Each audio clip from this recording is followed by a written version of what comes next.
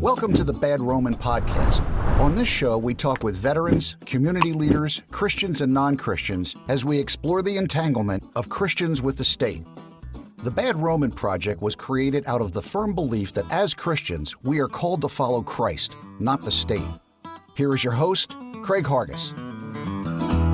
Hey folks, when should we follow orders? Should we follow orders at the expense of others if it means making more money? Who should we take orders from? Today I asked Abby Cleckner to come back on the show to discuss her article for thebadroman.com titled Never Follow Orders.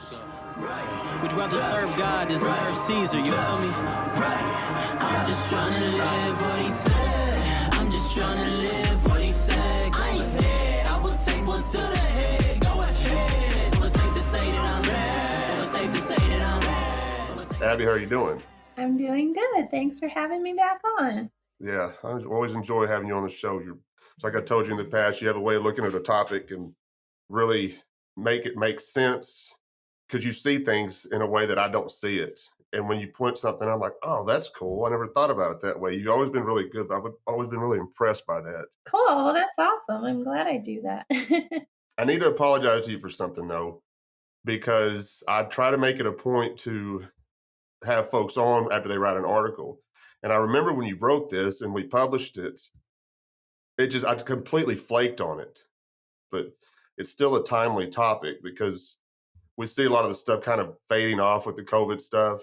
That was kind of your motivation behind this article, right? What you saw going on when like the very beginning of all this stuff last year. Yeah, I wrote the article in like the spring, early summer of 2020. So it was when everything was shut down and my kids couldn't do anything. And that's really where it came from. But I think it is timeless. Like the examples I give in the article are decades old. And I think it's something that we always need to be thinking about. Probably if something that people had thought about more, the COVID rules wouldn't have been as bad as they got. And even just in personal relationships and your job and everything you do, I think it's always good to consider your motivation for why you're taking any kind of action or making any kind of choice. Yeah, and like I told you before we got on here, this is kind of fading off, going away, but there's going to be another thing come up. And what the state has done to this point has shown what they're willing to do to wreck people's lives, to enforce their will on people. And we need to remember this. Yeah. You know, people have such the memory of a goldfish. Goldfish. Yeah. They forget things. You remember when 9/11 happened and the whole Patriot Act came out. Mm-hmm. And I mean, people forget that stuff. And now it's just going to get worse. And I think that the next thing, whatever it is, if it's another virus or they just try to bring COVID back or whatever, you know, the lockdowns are. But I'm hoping people kind of woke up to, you know, at the time of this recording, the Fauci email just came out and I haven't read through it all. It's all like 3,000 pages. I'm not reading 3,000 pages of Fauci emails. I'm just not going to do it. But what I did read wasn't shocking to me because we already knew this. We knew this before the emails came out. Now, people that bought into all of it, they need to read it and really take to heart what he said in these emails. They were lied to. We were lied to this whole time. And it's been really hard to watch how people have just fallen in line to obey these orders. You know, I say this a lot now. I heard Scott Horton say it too. But there was a time when in this country when people would say, you can't do that. This is America. Not anymore. I mean, you can't say that anymore. It has been so shocking to me how people can just forget one trip around a goldfish bowl and they're done. So we need to pound this into people's head and keep them focused on this stuff because 10 years down the road, man, we don't know what it's going to look like. We don't know what's coming, but we need to remember this. Yeah, I hope it's something.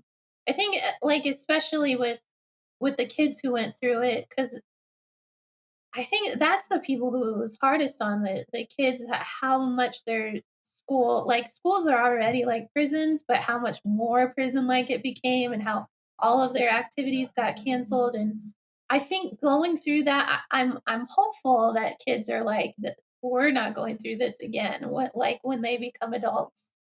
they're going to be not willing to watch their own kids go through something similar. I hope I'm right about this, because if the kids that went through all this, the state really screwed this up.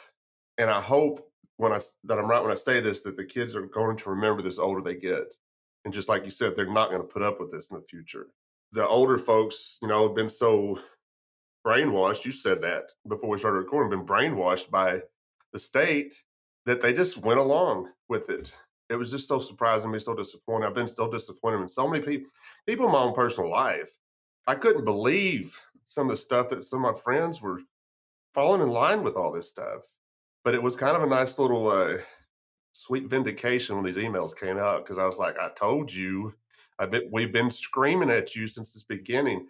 When it first started, I had Carrie Baldwin on, and we talked about an article she wrote, The Virulence of Moral Panic. Yeah, that was a great episode. Yeah, and I told her, I said, you could see libertarians, you could see anarchists, voluntaries, whatever term you want to use, trying to get out in front of this, because we knew how the state was going to respond, but we weren't being heard. It was falling on deaf ears, and it was just very disappointing. So you just kind of had to sit back and just kind of soldier through and wait for it to end. It didn't seem like it was ever going to end at one point, and it may never.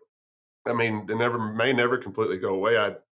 I'm noticing where I live now, the grocery stores, they're not enforcing any of this stuff. I moved to a different county because they didn't have these lockdowns. I had to get away from Memphis because Memphis was really bad about it. And moving out here, people like in Memphis, if I went somewhere, didn't have a mask on my face, you could feel the anger on the back of your neck.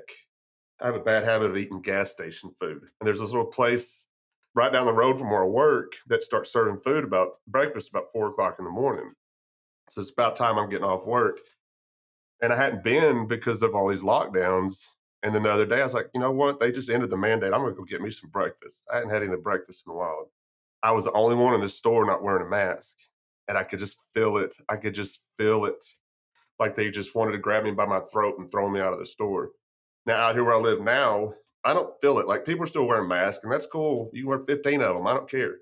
But they don't care if you're not wearing one. Hey folks, Craig here, and I'd like to let y'all know we are always looking for writers to contribute to our blog. I don't care if you have any experience or not.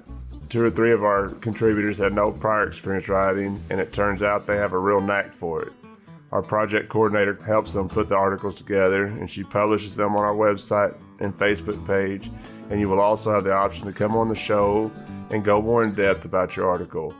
So if you like what we're doing at The Bad Roman and would like to try your hand at writing, then send us an email at thebadromanpodcast@gmail.com. We're having a blast with this project, and we would love for you to join us in helping promote it. Now back to the show. All right, so let's get into your article. You start off with the Nuremberg Trials. Am I saying that right? Mm-hmm. I don't pronounce things very well. I don't have nice words. But did you start with this specifically, this section with Nuremberg Trials on purpose, or? Yeah, well, I thought it was really interesting because that's the first thing that I thought of.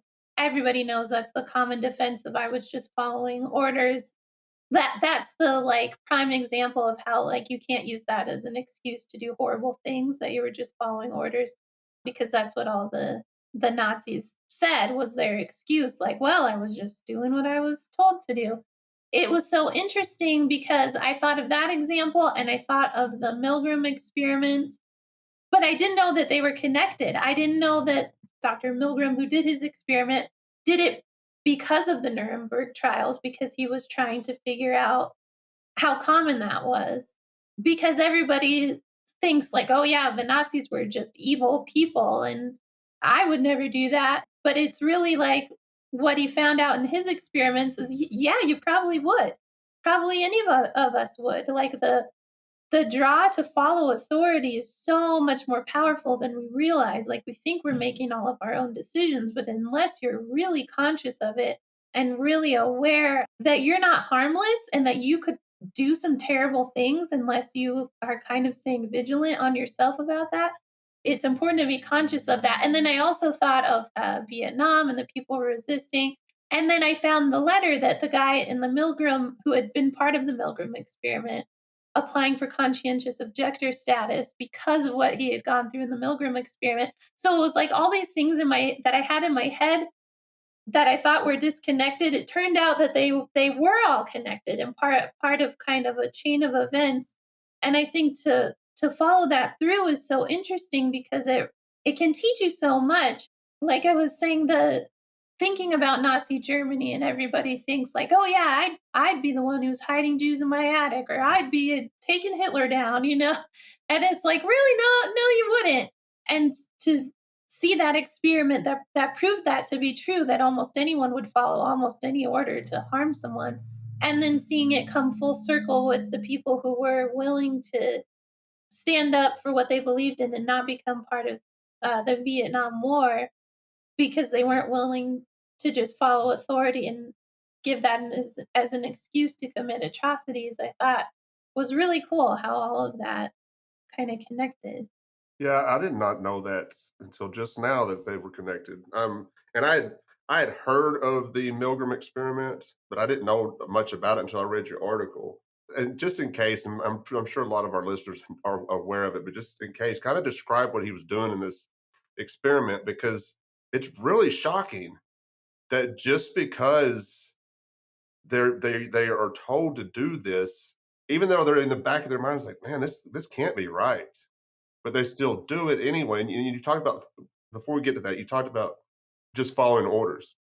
How often do we see that or hear that from like the police here in America? Mm-hmm.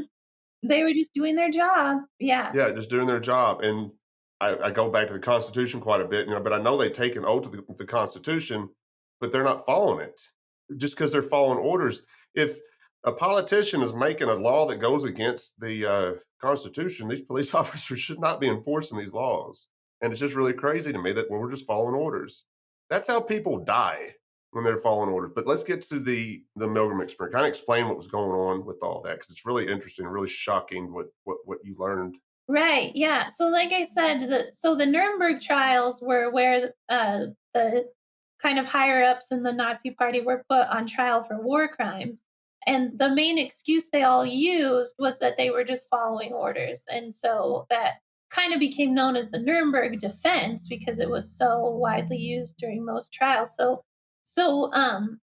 thinking that through, the Milgram experiment was to kind of test how willing people are to follow orders and how far they're willing to go. So how it was set up was a person knew that they were part of like psychological experiment, but they were told that it was testing how punishment affected like performance, it like recalling information or something like that. I don't know if they asked the questions or if the experimenter asked the questions, but there was another person like on the other side of a wall or something. So they couldn't see them, but they could hear them. And they were supposed to ask them questions. And if they got it wrong, they push a button that they were told gives the person on the other side an electric shock. And the more questions they get wrong, like over time, they're supposed to turn up the dial to give them more and more powerful electric shocks. So the person on the other side of the wall is just an actor who's acting like they're getting shocked. So as the experiment goes on, that person acts like they're in worse and worse pain and getting bigger and bigger shocks. When it gets to one point, they start saying they don't want to do it anymore. They don't want to be part of the experiment anymore. And then as it goes along, they are like yelling and banging against the wall and asking for it to stop. And then at the very end, when it gets to the highest level, they just go silent. So the person who's pushing the button to give them the shocks has to assume either the person is now unconscious or possibly dead. And so what the experiment found was every single person at some point stopped and kind of questioned the experiment, like, hey, he's saying he doesn't want to do it anymore. Should we stop? And then the person running the experiment keeps encouraging them, like, no, this experiment's really important. You have to keep going till the end. So every person took some prodding, but what the experiment found was that 65% of the participants were willing to take it all the way to the end, to when the person that they thought they were shocking was silent and not responding anymore. So basically finding that 65% of people are willing to kill a stranger if an authority figure tells them to. So yeah, it is really shocking and really something that's really eye-opening about human nature. It's crazy to me. I mean, it's just now they weren't actually shocking them though, Right, right? So no. it was just an experience. Okay, But they thought they were. it's just they thought they were doing it, and they still continued to do it because they were following orders. It just I don't know. I can't imagine in my own head following through with this stuff. I know. Well, and I think that's the thing is almost everybody thinks, well, I wouldn't do that. I would be one of the small percentage who would stop and say, I'm not doing that anymore. But that's why it's so important to know about this experiment because you have to assume that you're in the majority. You really have to be aware of how strong in our nature it is to follow authority. To a certain extent, it's like you can understand why it's a good thing for kind of everybody to be on the same page and like go with the flow and not be like going against society at every turn, like for us to function together as a community.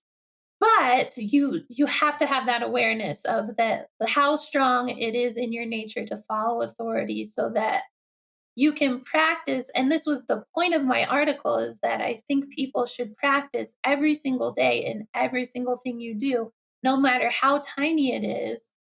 I guess being mindful and thinking, what is my motivation behind doing this? Do I believe in what I'm doing? Am I just doing this because somebody told me to?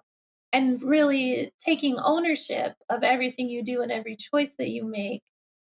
So your excuse can never be, I was just following orders. It has to be, no, I can give you the reasoning behind what I did. Yeah, maybe my boss or whoever told me to do it, but I agreed because of X, Y, and Z.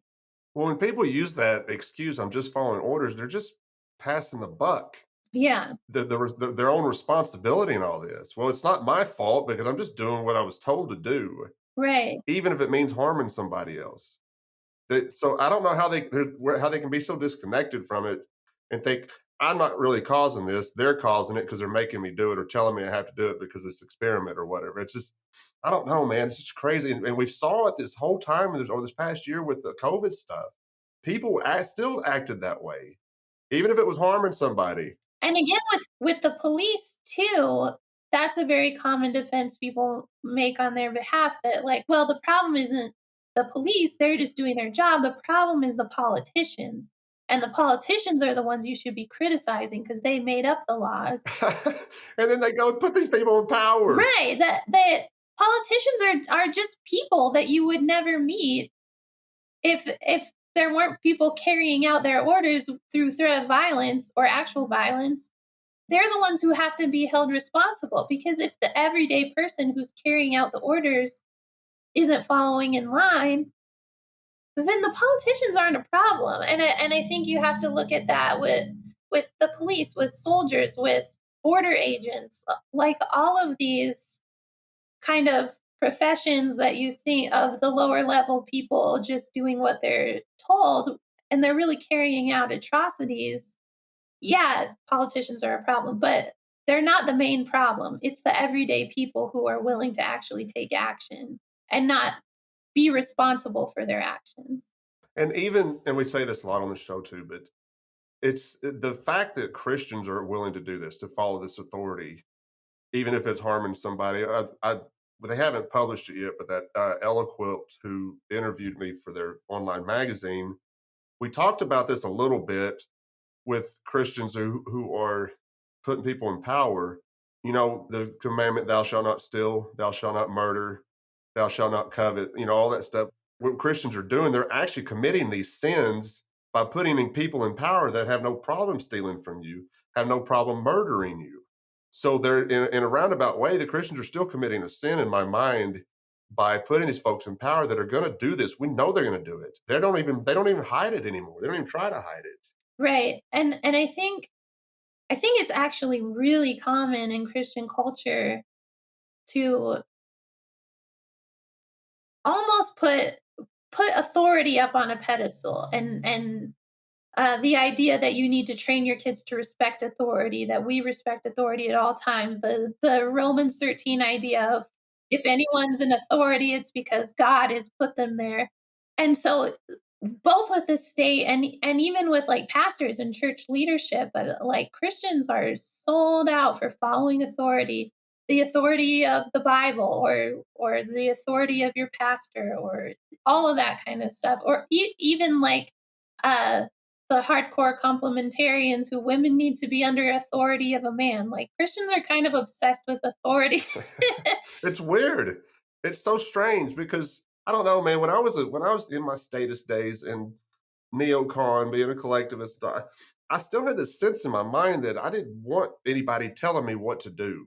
And knowing you like I know you, I don't think you want people telling you what to do either. I'm sure Abby bucks at any kind of authority anymore. I don't know if you've always been that way, but from the time I've known you, you've always been that way, and it's Yeah, I think like I remember being very dead set against dress codes in high school and like, don't you tell me what I can wear. Not that I wanted to wear like hoochie clothes, but yeah, just the idea how much control the school exerts over your life. Yeah, you mentioned Romans 13. I'm glad you brought it up because with everything with going on with the COVID stuff, I heard that a lot from Christians.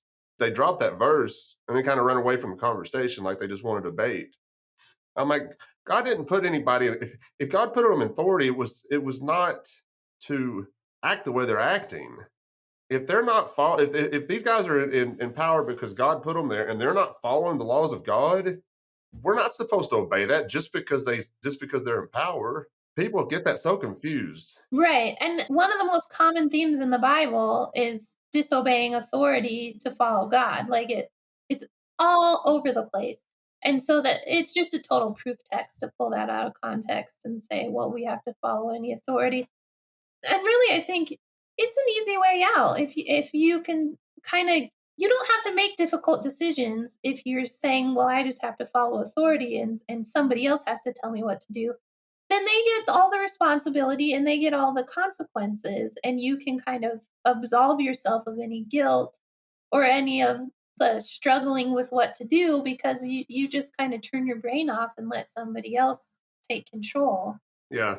I've had to repent of a lot of things in my past status life because my I got to the point where the only reason I was really voting is because I was afraid of the left. And that's just stupid. I've talked to a lot of people with this past election and stuff that didn't like Joe Biden, but they voted for Joe Biden because they hated Donald Trump. I was like, that doesn't make any sense. But I understand what they're saying because I used to be that way. But if you just sit and think about what you just said, you're voting out of fear, and that's got to be one of the worst reasons to vote. I don't advocate for anybody to vote, but if you're voting out of fear, nah, you're doing something's bad wrong here. I mean, you can't. Yeah, I think if any choice is being made out of a place of fear, you really need to think long and hard about that. And I think, not even as it relates to the state, but even just having boundaries in your personal relationships, like, or even just fighting with people online, like you hear people say, well, you made me so mad, or what else was I supposed to say with the way you're acting, or things like that. It's like, even in those small little everyday things, those are the things that really matter, how you make choices and how you take responsibility for your actions in those settings. Saying, no, nobody else can make me mad. Nobody else can control my reaction. I have control over that. I have to be 100% responsible for my own behavior and my own decisions. I think if you are in the habit of doing that with every decision that you make, then when these big things come up that really are important and maybe putting people's lives at risk, it's so much easier to stand up and do the right thing at that point because you've practiced it all along, and in every relationship your relationships are going to be so much better if you have good boundaries and take responsibility for yourself. I mean, that's something I talk to my kids about all the time. Yeah, I think that's the biggest thing too. I think people need to really just look at themselves and take responsibility for themselves. And once you do that, you can get away from some of this stuff. I've gotten to the point now, I don't even think about who our president is. I don't care who's in the White House. I just don't care. He does. I still walk around doing my own thing, going to work, hanging out with my cats, whatever. But I just don't. It doesn't phase me anymore. I'm so thankful to be away from all that garbage because I know I sound like a grump sometimes on Facebook, but I'm actually a lot happier person than I used to be. Not gonna lie. Yeah, it really all that being so caught up in the soap opera of it all, it really is manufactured drama, most of it, and it's just exhausting, Exactly. and they manufacture it to make you believe that the outcome is different based on who is in power when it's exactly the same. I made that post yesterday where I said the left literally put an older version of Donald Trump in office, and the right is pissed off about it. Yeah. It's a clown show. It's such a clown show. And the left is happy about it. Like, nobody cares about Trump's wall getting built anymore. Nobody cares about kids in cages at the border anymore. Nobody cares who the cops are killing anymore. It's like, you've been told you won, so you're happy. Yeah. Or you've been told you lost, so you're mad. Reality doesn't matter. Nothing has changed, and nothing will change with the state. We talk about. Somebody told me one time, it was one of the funniest things I ever heard. He said, "I hang out in libertarian groups just so I can call them statists." You do that, you just watch their heads explode. But it's fun. It is fun. I like to pick on people from time to time, maybe more than I should.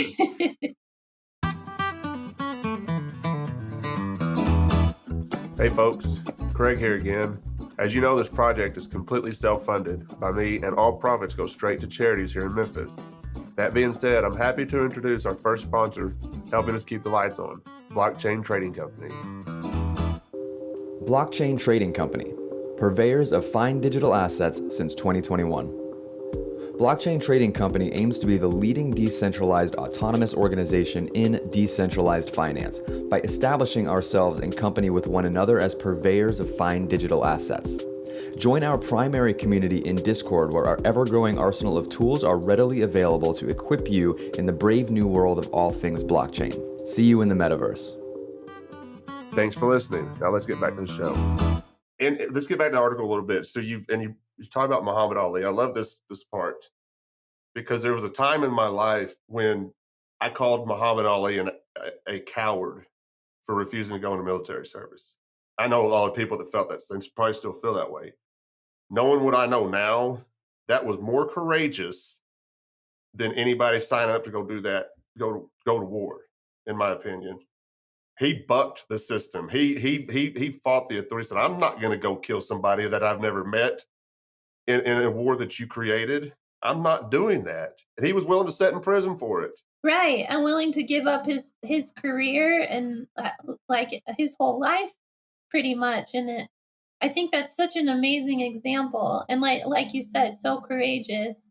Like, the term draft dodger is kind of used as like a horrible thing to call somebody, but it's like, oh my gosh, people who do that they're putting their whole lives at risk for something that they really believe in. It's such an amazing example. Like, I don't care about sports or boxing at all. Like, I probably wouldn't care at all about Muhammad Ali, except for this instance of him losing his title to say, I'm not going to go fight in this war for you, and I don't care what you do to me. Yeah, I think that's pretty amazing. And I don't know that I would have as much courage if I was in the same situation, but I would hope I would. Yeah, it's one of those situations you hope to never be part of. Hmm. People don't recognize the fact that the state can force you into a war that you have don't want anything to do with. We talked about on one of our roundtables one time, talking about these wars. I think you said it. You said these wars have nothing to do with me. These are governments that are mad at each other. Let them duke it out. Let them box it out. And I think we've made put this hypothetical situation of putting Putin and Trump in the middle of a ring, let them wrestling. That was pretty funny. It was a fun episode. Yeah, Saddam Hussein offered to duel George Bush Sr. because he was like, this is a problem between us. Why get all these people involved? And it's like, you can imagine from a statist perspective being like, man, that guy's crazy. That's not how the world works. But now from an anarchist perspective, it's like, well, yeah, they're the ones with the problem. Why don't they handle it between themselves? And why do thousands or millions of people have to die for problems between politicians? They're because they're cowards. Let's be honest. I mean, the politicians are a bunch of cowards. Whenever those people stormed the Capitol or whatever when all that happened. I thought it was funny. I watched it for like 5 minutes, rolled Yeah. over, and went back to sleep because it didn't surprise me at all. But there was a photo that came out later of all these politicians hiding under chairs. Yeah. And there's the people you put in power. They're willing to send you off to war to kill people they've never met probably would never meet in their life.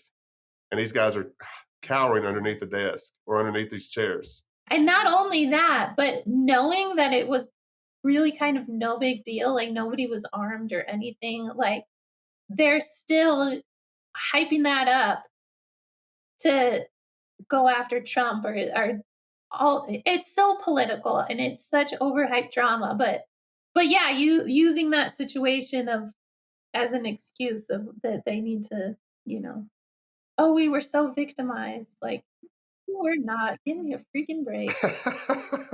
Yeah. You want to talk about theater? That was all theater. I mean, that was all theater. Totally. The sad thing is people ended up dying, Yeah. with all that going on too. So it's got to get away from that garbage, man. I don't know. I guess I was confused. I thought there was a part in this article. Maybe I'm confusing it with another article you wrote, but we talked about the civil rights movement and stuff. For some reason, I thought it was in here. I'm looking at it. I can't find it. So No, I think that was a different one. let's talk about it a little bit Okay. because I like I like this reading that stuff, like what Martin Luther King was doing, what they were doing back then. And I told you this before on another episode. He was adamant about not using violence, but he was not going to obey these orders. He was not going to do it. And I like the fact that they were nonviolent about it. We need as Christians to understand that we can fight the state, but we don't have to be violent about it. The best way to fight the state is just ignore them and stop propping them up. Right, exactly. And I think if we work together as the body of Christ, that's what makes the state obsolete. That's what makes even non-Christians, like, I want to live in a world where everyone, no matter what their beliefs are saying, well, yeah, I don't need the state because the Christians in my community take care of me well. And I know if I fall on hard times, they're going to be there for me. And I'm part of that community, even if I don't believe the same thing they do. I know I can trust that they're going to be there and they're going to be loving me and actually give me help in a way that I need versus the state who, I don't know how to put it, but like their help, quote unquote, help is like a double-edged sword. It doesn't come without strings attached, and they don't actually know you or your situation to be able to give you the real help that you need. It's kind of a one size fits all, and it's always with the benefit of the state in mind and to increase their power. Nothing they do is benevolence or the kindness of their own heart. It's always backhanded. When you see with the civil rights movement as well, that they were able to do a lot of things by not being violent. But people look at it and they realize that these folks are just trying to live their life. They want to be left alone. Some of the stuff they were trying to get voting rights and stuff, which is whatever. I mean, they think they'll be able to vote. They were going to change some things. But when you could see that the state was the one that was using all the force, that they were the aggressor in all of this, and these folks were not fighting back. Some of them did. I mean, I see why. I can't imagine somebody telling me I can't use their water fountain because I have a color in my skin. Have you seen this stuff going around lately where the restaurants have sections for only vaccinated people can sit? Have you seen any of this stuff? Yeah, I have seen a little bit of that.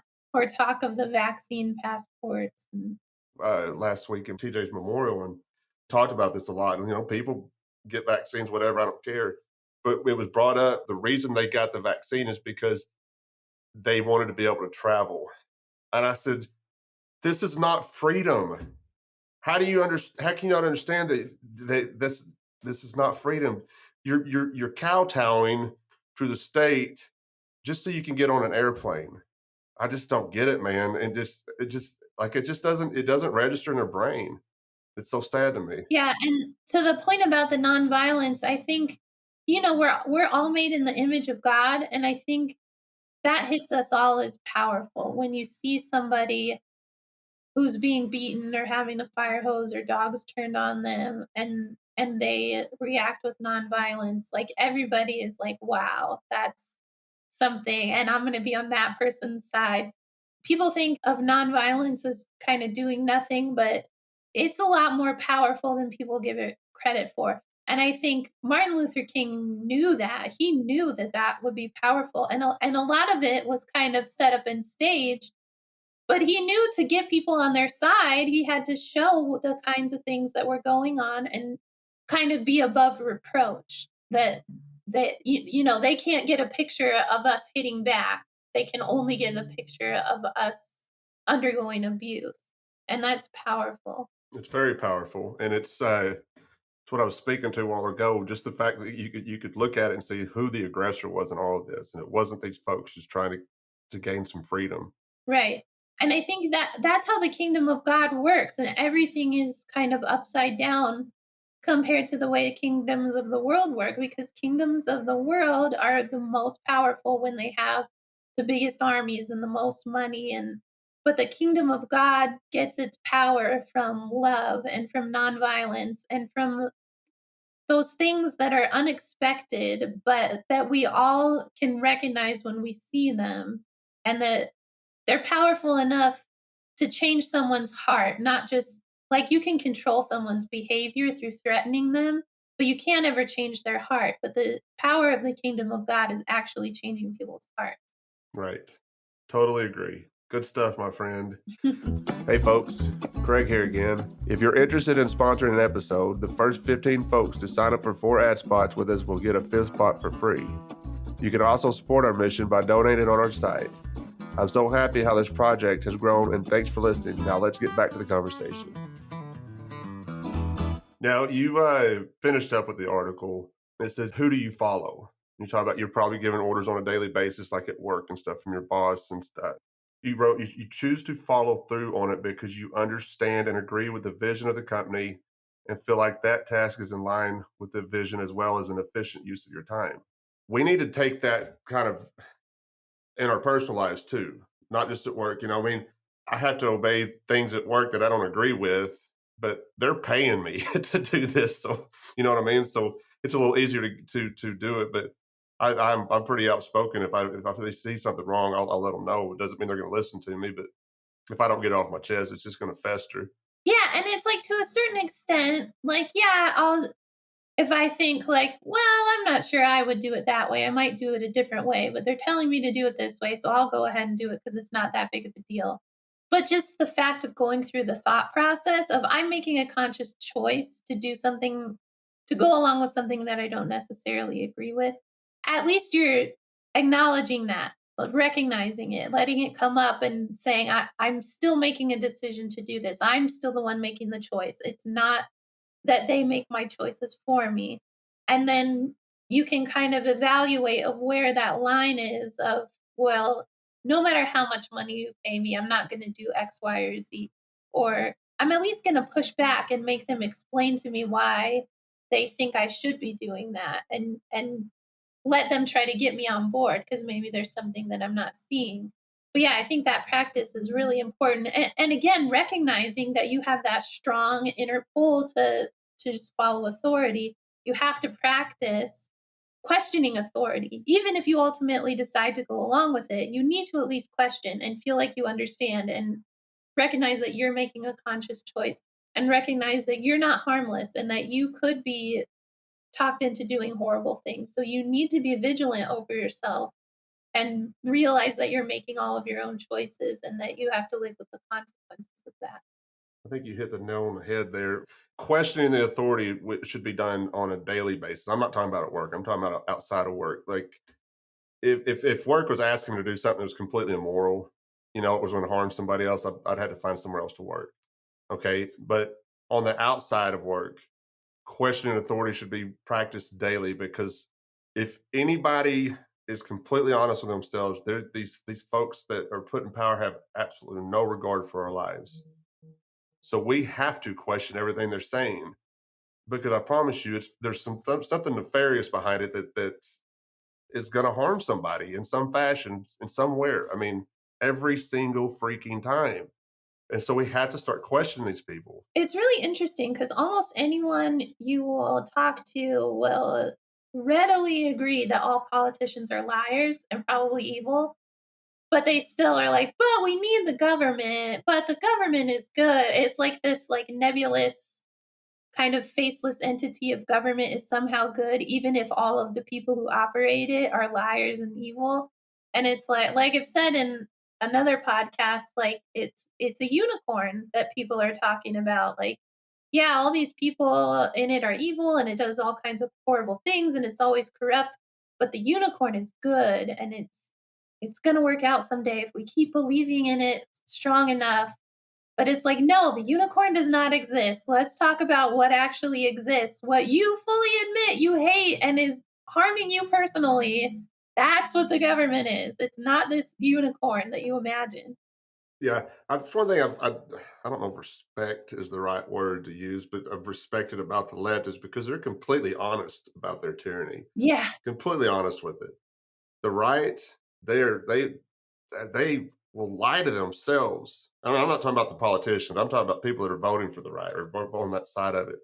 They'll lie to themselves about what's actually going on because there's a certain letter by a person's name, and so they have to have it right right. because the other side's completely wrong. It's Like you said, even when you were a statist, it bothered you for people to tell you what to do. And I think people on the right all feel that way. Like, no, I don't like the government. That I don't like people telling me what to do. I can run my own life and people should be able to run their own business. But back the blue, support the troops. Like they they believe in authority even more than the left does. I mean, the left does believe government is benevolent. And like you said, they're honest about it, about wanting the government to take care of every person's needs. The left, I would say, views government more like God that will take care of us. The right, I can't even classify. Like they are so deep in cognitive dissonance, like there's no making sense of it. They're just not even aware of it whatsoever. and it's yeah, man. Because I mean, I came from that side, and I can look back at in my own actions, and I was that way. I don't know, man. Maybe I just like to tell myself this, but I don't think I was that bad. But I was pretty nasty to the left when I was a neocon. I would call them cowards and I wasn't a nice person when I was involved with all that stuff. Like I said, I may sound like a grump sometimes on Facebook, but I'm a pretty nice guy these days and for the most part, and I'm a lot happier than I used to be. Well, that tribalism can really bring out the worst in you. Yeah, for sure. I mean, I hope people start listening to this podcast and that are kind of on the fence about it. We got the project's grown so much in just over a year that's it's been incredible. But I'm hoping there's folks that are listening that are just trying to learn about it because we're saying some things that what we're saying to, and I was told when I was on the Toward Anarchy show earlier, I told him, I said, what we're talking to folks about, tell them we're turning their worldview upside down Yeah. because it's not something that they're used to hearing. And when you start talking to them about it, it confuses them. But if I can just get one person to listen, we get one person to listen, that's all I'm really shooting for because they can talk to somebody else that's a friend of theirs. It's kind of how it spreads. And I'm hoping that they're sharing it with folks that are on the fence about it. That's what we need. That's what we need more of. Like me and you could sit here and talk every day about this stuff, and we're going to agree probably 100% of the time. But I need some folks that are going to agree maybe 75% of the time. And let's get them to that other 25%. Let's get them there. And I'm hoping that's what's happening. I think it is from what I can tell. I think it is because the folks that interviewed me at Eloquilt, they said he heard about the Bad Roman Project because he was debating somebody on Facebook, and they shared the Bad Roman Project with him, which is just really it's pretty cool to listen. Yeah, and I think that was kind of the motivation behind my article. It's like, you know what, if you want to be engaged in politics or whatever, like let's not start with abandon it all and be an anarchist. Let's start with think about the choices that you make every day. Be responsible for yourself. Don't follow something just because somebody told you to, but really start thinking about that. And I think, I don't know, I feel like that was a major part of me becoming an anarchist because I could, like, especially the more I learned about economics and how it's like when the government tries to meddle and tries to control things it doesn't understand, it just messes everything up, and people need to be free to buy what they want, sell what they want, move where they want. And all that made so much sense to me. And then it's like once you kind of realize that like, yeah, I can't control other people, and that's detrimental if I try to control other people, and I need to take responsibility for myself and not let other people control me either. Then realizing all of this is not even real, it kind of naturally follows. I think you're right. We need to just focus on ourselves, and all that other stuff just kind of falls into place. And then with the being involved with politics and stuff, and this is where I get frustrated because anarchists should understand this better than anybody. That you don't have the right to tell somebody how to live. Even if you have a better philosophy, you still don't have that right to tell them how to live. If these folks want to choose to live as a slave, they should have that right? I mean, even if we can talk to them and say, "Hey, get away from that because there's a better way," but you shouldn't be able to try to tell them how to live. And that's where my frustration lies with a lot of anarchists these days. We don't have that right. Just focus on yourself. And just have the humility in all areas to know that you don't necessarily know what the best choice is for somebody else. And the way you even read the Bible or have grown up believing you think, I don't know, you know God's will or whatever. No one has perfect theology, and you're not right 100% of the time. So you need to hold your opinions in humility, because I mean, I know I've changed my mind about a million things like every day of my life. I feel like that's one of the most exciting things about life is my perspective on everything. I learn more and it changes, and I see things differently. And so we need to have, I think we talked about this on the last podcast I was on. We need to have the humility to realize, well, I'm probably wrong about some things now. I'm probably going to change my mind about all of this stuff too. So I need to have the humility to know that, and also allow other people to be on their journey too, and learning and changing their mind too. And like when you come down on people and I don't know, be super harsh about the decisions they make. Again, that's using the ways of the kingdoms of the world, is exercising your power and making people feel stupid, where the kingdom of heaven is changing people's hearts and giving them room and space to be able to change their own hearts. Back off a little bit, give people space to go through their process. Well, yeah, because I mean, we didn't get to where we are because overnight. I didn't. I don't really necessarily know your whole journey, but I know that what's that joke? What's the difference between a libertarian and anarchist? About 6 months. It actually took me about 2 years. 2016 was the last time I ever cast a vote. But when I first moved to Memphis in 2018, one of the first things I did was register to vote, but I didn't ever vote. And I was going to get involved with some libertarian groups and try to help people get elected and stuff. But the whole time this is going on, I'm studying stuff about anarchy. And then I just wake up and I was like, no, I'm not helping these folks get put in power. That's not my job. That's not right for me to do. I don't have that right to put somebody in power over somebody else. There's nothing about that says Christian to me. That's another thing. I don't, just to get away from the anarchy side of it. As a Christian, we shouldn't be seeking to do that. That's my opinion. It's not, doesn't set well with some folks, and that's okay. They're gonna have to figure it out on their own. I'm not participating in your silly status games anymore. It's not my thing. I try to be kind to people to the best of my ability. It's not always easy. Sometimes they make it pretty difficult, but that's an everyday struggle for me. I'm not gonna lie. Like, that's something I have to work on myself every day. If people seeing how we're treating other folks and being kind to them, it's going to be powerful for them to see it, and they're going to be, maybe they're going to listen to us a little bit. Maybe we'll see. I think that's how we get to where we're heading. We need to be prepared for this, because I believe that the empire will fall at some time, and we need to be ready for it. So we need to be working towards a voluntary society, not working towards a political party that's going to help change things. When you think, I mean, I don't know. I've had a lot of people tell me, well, we just get the libertarian in there, things will change. I was like, how do you know? How do you know that? I mean, that's a guessing game. I said, because what's that quote? Absolute power corrupts absolutely. I think these folks get in power, I think they lose all understanding of reality. Yeah, that's another famous experiment, the Stanford prison experiment. where they took a group of people and divided them into one half was going to be prisoners and the other half was going to be guards. And very quickly, the people who were chosen to be guards got super abusive. And so that was another experiment that really shows, like, give someone a little bit of power and watch out. Like, it gets bad. Well, human nature is pretty ugly. I mean, if you think about it, you talk about it in the article, you said you need to be able to recognize that you are capable of doing some ugly things. Yeah. You want to think that you're not, but humans are, it's in our nature to act like that. That's why we're trying to work away from it and work towards Christ.